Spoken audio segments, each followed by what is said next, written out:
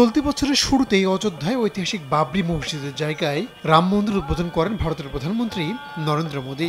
লাখ লাখ হিন্দু ধর্মাবলম্বী মানুষের বিশ্বাস, রামের জন্ম হয়েছিল এই জায়গাটিতেই।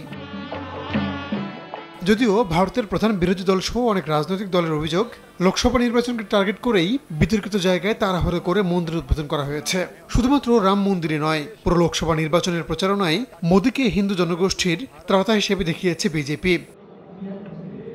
বিভিন্ন জনসভায় অংশ নিয়ে মোদী নিজেও মুসলমান জুজু তুলে ধরেছিলেন। মুসলমানদের ভয় দেখিয়ে প্রকারান্তরে সংখ্যাগরিষ্ঠের ভোট চেয়েছেন। রাজস্থানে এক জনসভায় তিনি বলেছিলেন, কংগ্রেস ক্ষমতায় এলে হিন্দুদের সম্পত্তি কেড়ে তা ভাগ বাটোয়ারা করে দেওয়া হবে। লোকসভা নির্বাচনের পর যে বুথ ফেরত জরিপ আসছে, সেখানে বিজেপির আবারও ক্ষমতায় আসার পূর্বাভাস দেওয়া হচ্ছে। ভারতীয় গণমাধ্যমগুলো বলছে, বেকারত্ব, অর্থনৈতিক দুরবস্থা নিয়ে সরকারের উপর নাখোশ থাকলেও শুধুমাত্র মোদি ম্যাজিকেই আবারও সরকার করতে যাচ্ছে এনডিএ জোট। এমনকি গত দুইবারের চেয়ে এবার বেশি আসন পাবে জোটটি বলে দাবি করা হচ্ছে। রাজনৈতিক বিশ্লেষকরা বলছেন, নির্বাচনের কৌশল হিসেবে বরাবরের মতোই ধর্মকে হাতিয়ার করে প্রচারণা চালিয়েছে বিজেপি ও নরেন্দ্র মোদী।